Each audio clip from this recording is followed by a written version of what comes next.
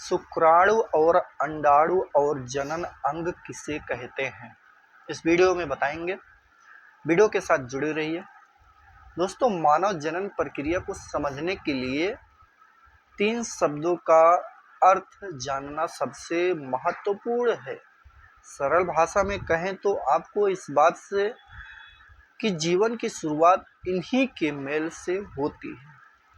मैं आपको इसके बारे में बता देता हूँ कि शुक्राणु, मैंने आपको बताया था कि शुक्राणु, अंडाणु और जनन अंग किसे कहते हैं। तो सबसे पहले हम जानेंगे कि शुक्राणु किसे कहते हैं, शुक्राणु के बारे में, यानी कि जिसे स्पर्म भी कहते हैं इंग्लिश में।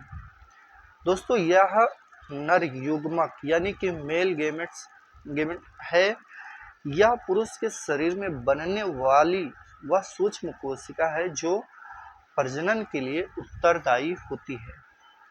इसकी आकार की बात करें तो इसका एक सिर, मध्य भाग और एक लंबी पूंछ होती है जो इसे तैरने में जो है मदद करती है।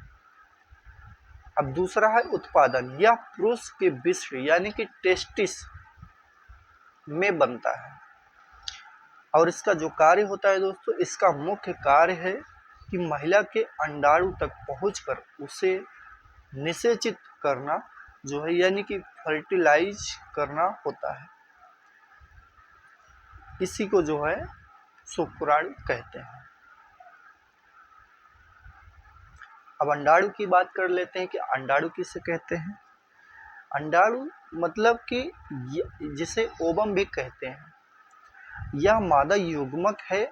यह महिला के शरीर में बनने वाली प्रजनन कोशिका है। इसका आकार जो होता है दोस्तों, यह शुक्राणु की तुलना में काफी बड़ा और गोलाकार होता है। यह चल नहीं होता, यानी कि यह जो मतलब अंडाणु होता है वह चल नहीं सकता है, यानी यह खुद तैर नहीं सकता है। उत्पादन की बात करें तो मतलब इसके बारे में और भी बात करें तो यह महिला के अंडाशय यानी कि ओवरी में बनता है। जो अंडाणु होता है वह अंडाशय में बनता है, जिसे ओवरी मतलब ओवरी कहते हैं। ओवरी में जो है बनता है।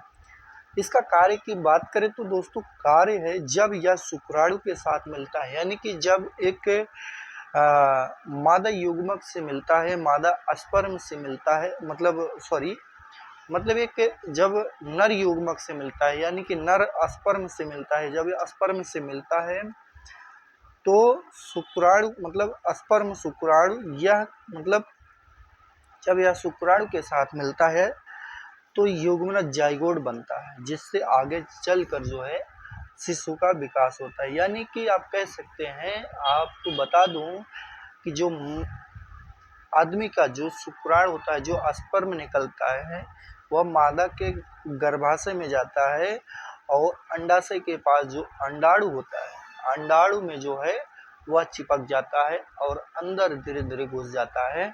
तो एक जो है वह जो है आगे चलकर एक शिशु का जो है विकास होता है। अब बात करते हैं कि जनन अंग किसे कहते हैं। जी हाँ, जनन अंग के बारे में हम आपसे बता दें कि वे अंग जो नई संतान उत्पन्न करने की प्रक्रिया में सीधे तौर पर भाग लेते हैं, उन्हें जनन अंग कहा जाता है।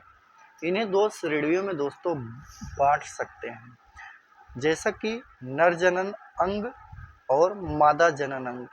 इसके बारे में आपको पिछली भी वीडियो में बताया था, मैंने आपको बताया था, लेकिन इस वीडियो में भी आपको बता देता हूँ इसके बारे में। तो दोस्तों, श्रेणी मतलब नर जनन अंग जो श्रेणी होता है, जनन अंग का जो श्रेणी होता है, जनन अंग को 2 भागों में बांटा जाता है, यह बांटा गया है। पहला है नर जनन अंग, दूसरा मादा जनन अंग। नर जनन अंग का मुख्य जो अंग होते हैं और मुख्य कार्य होते हैं, मुख्य अंग है विष्ड, टेस्टिस जिसे कहते हैं, और शिश्न यानी कि पेनिस। और इसका जो मुख्य कार्य है दोस्तों, वह शुक्राणु बनाना और उन्हें मादा शरीर तक पहुंचाना जो है इनका कार्य होता है। और मादा जनन अंग का मुख्य अंग होता है दोस्तों अंडाशय, गर्भाशय और फैलोपियन ट्यूब। और इसका मुख्य कार्य होता है दोस्तों अंडाणु बनाना, निषेचन के लिए स्थान देना और भ्रूण का जो है पोषण करना। तो यह होता है। और इसके जो अंतर की बात कर लेते हैं दोस्तों, शुक्राणु और अंडाणु कोशिकाएं हैं, जबकि जनन अंग वे मशीन या अंग हैं जहां ये कोशिकाएं बनती हैं और विकसित होती हैं। इसके मुख्य अंतर यही है कि शुक्राणु और अंडाणु में जो अंतर होते हैं वही है कि जब मतलब जनन अंग मतलब जब जनन अंग वे मशीन है, मतलब जहां ये कोशिकाएं बनती हैं और विकसित होती हैं। आपको शायद समझ में आया होगा जानकारी, तो कमेंट करके जरूर बताना आप लोग कि जानकारी कैसी लगी। वीडियो को देखने के लिए थैंक्स।